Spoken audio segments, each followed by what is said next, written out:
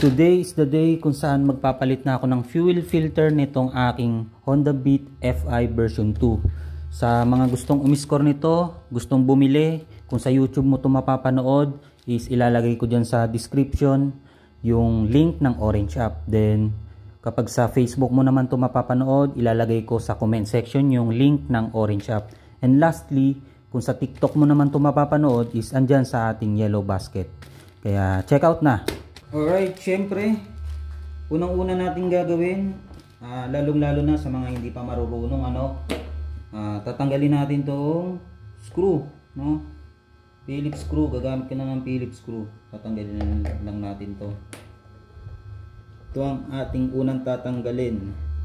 Okay, manood kayo, no? Sa mga baguhan dyan, no? Syempre, sa mga alam na, panoorin nyo na lang. Kahit panoorin nyo na lang, kahit hindi na kayo mag-like, mag-comment, kahit di na kayo mag-share, malaking tulong na sa akin yun kahit manood lang kayo bilang aspiring content creator. Tapos dito, meron ditong plastic, hindi ko alam ang tawag, nakalimutan ko na, natanggal ko na may tatanggalin dyan, isisikwatin lang naman ng ganyan yan pag may flat screw kayo. Yan. After nun, tanggalin na natin to. Ganyan lang kadali. Tabi muna natin dito. Ang sunod nating ating tatanggalin is itong mga lock nut. 4 to lock nut. Gagamit tayo ng 10mm na T-range. 10mm. Alright. Siyempre, pagtanggal nito, basic lang yan. Laging pakaliwa. Or what we call counterclockwise.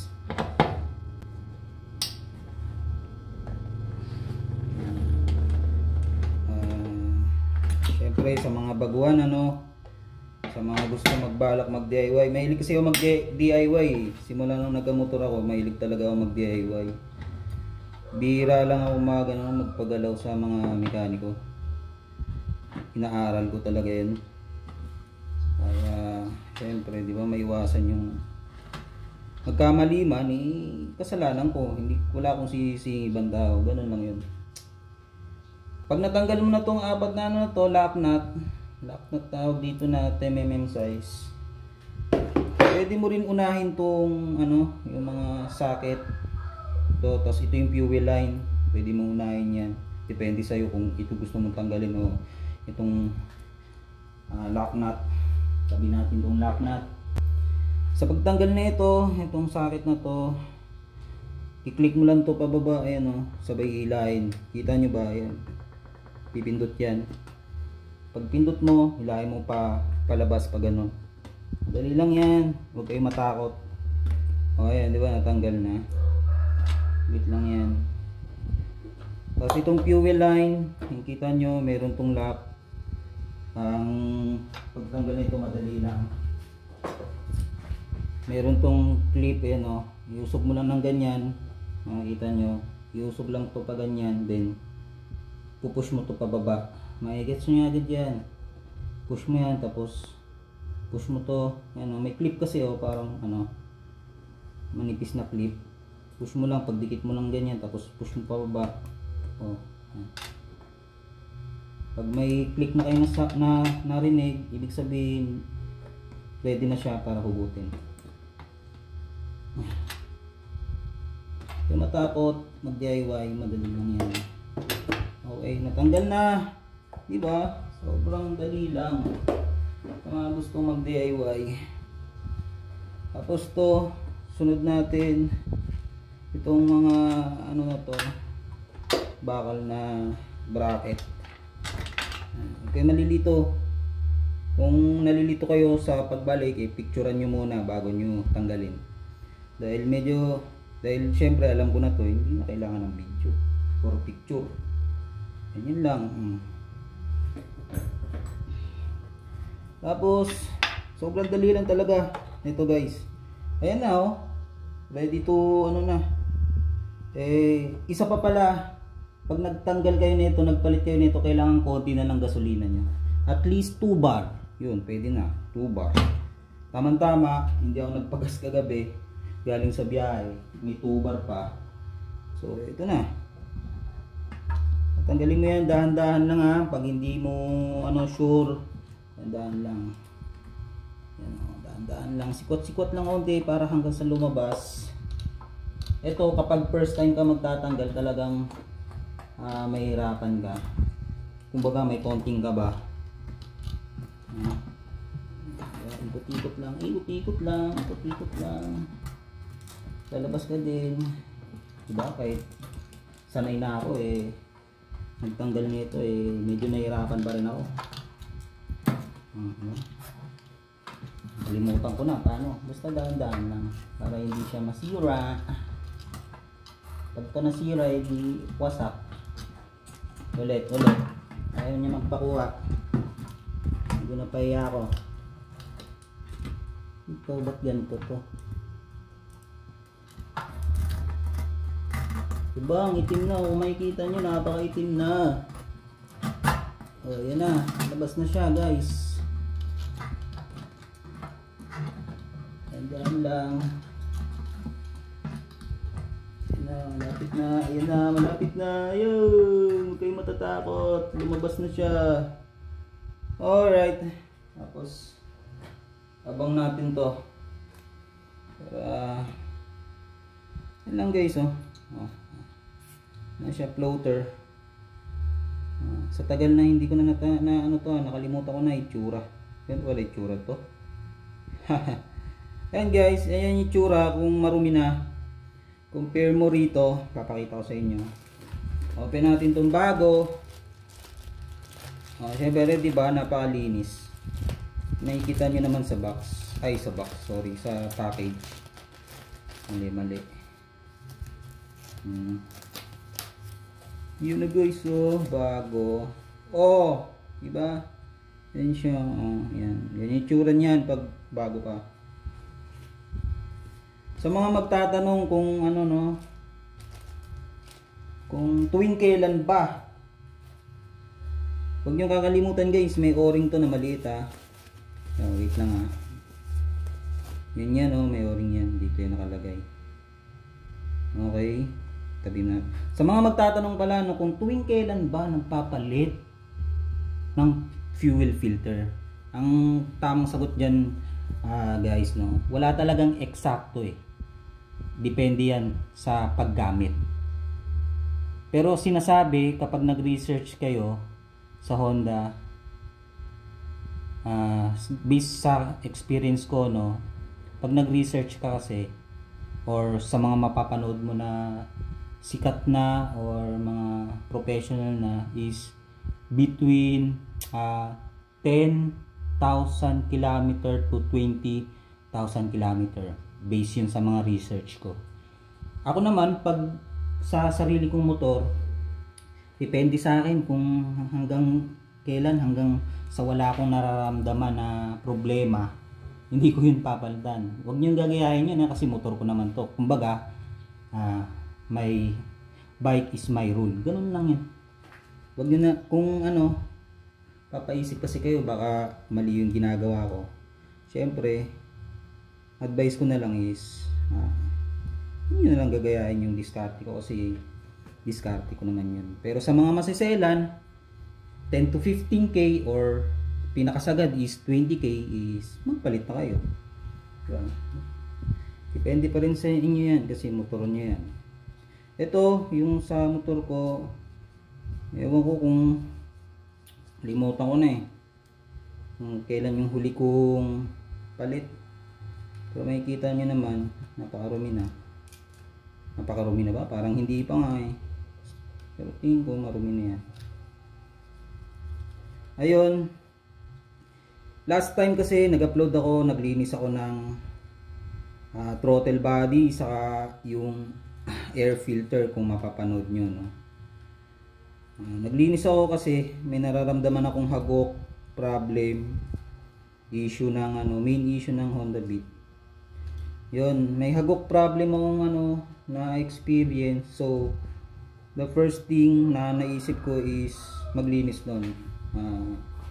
Yun nga, na kita ko na marumi na nga talaga. Parang uling na.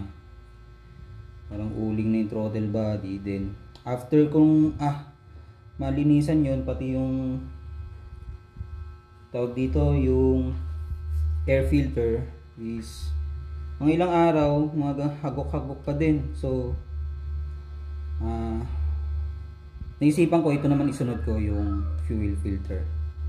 I-monitor lang natin. Pag napalitan ko na to, then okay na, ibig sabihin ito yung problema.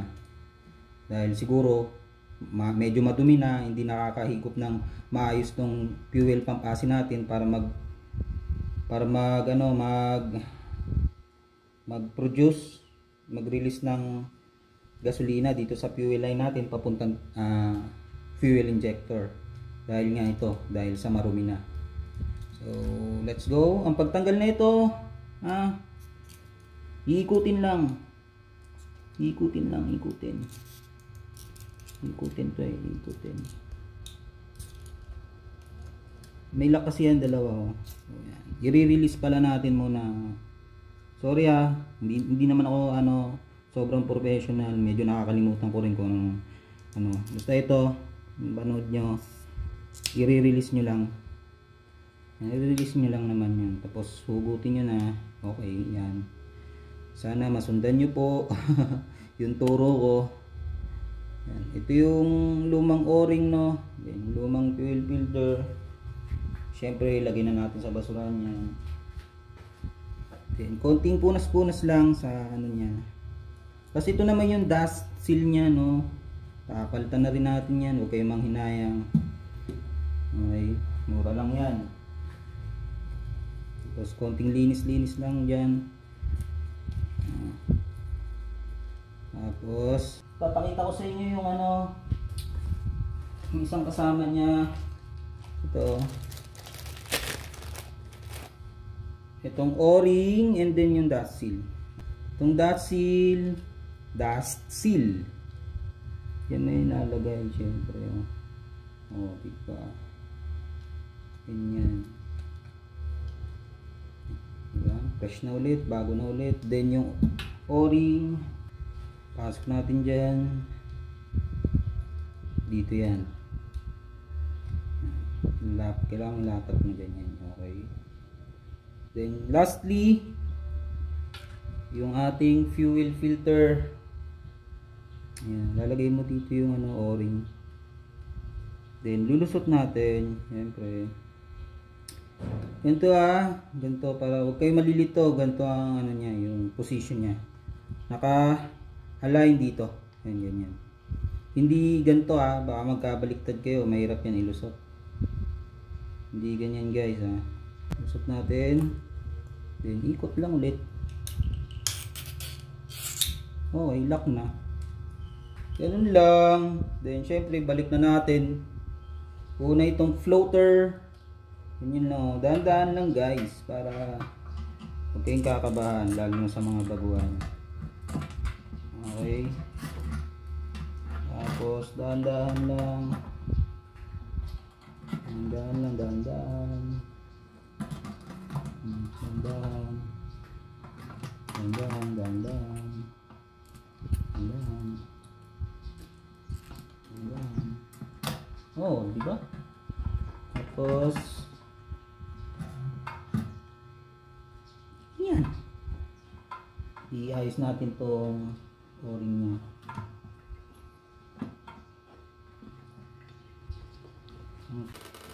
Okay. Tapos balik na natin tong bracket niya. Bila. Then, syempre, yung lock nut na 4 na piraso. Hand tight muna natin, hand tight.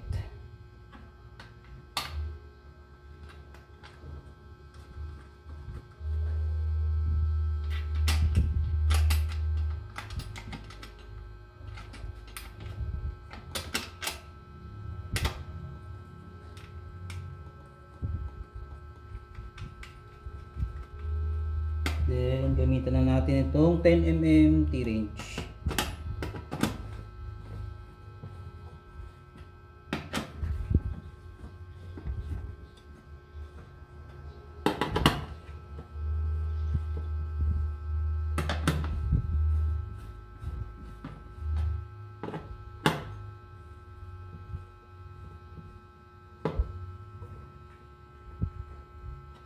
sure na ano, wag sobrang sikip, yung katamtaman lang.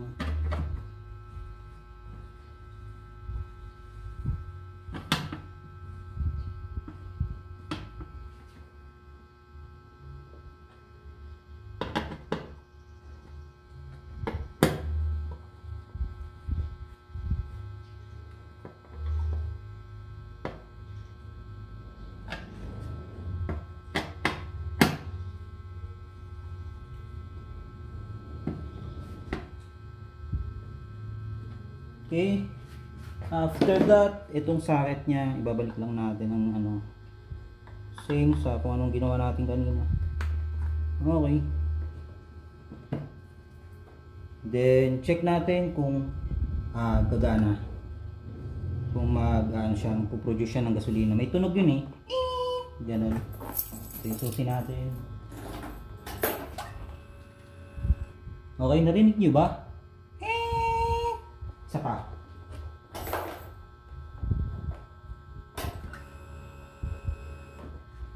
Ibig sabihin, okay yung ano natin pagbaklas and then pag kabit ulit. So, lastly, syempre ito, balik na natin. Then, yun na. Ganun lang kadali kabit at magbaklas ng fuel filter. Sa mga nakaabot dito, salamat sa panonood. Bye-bye!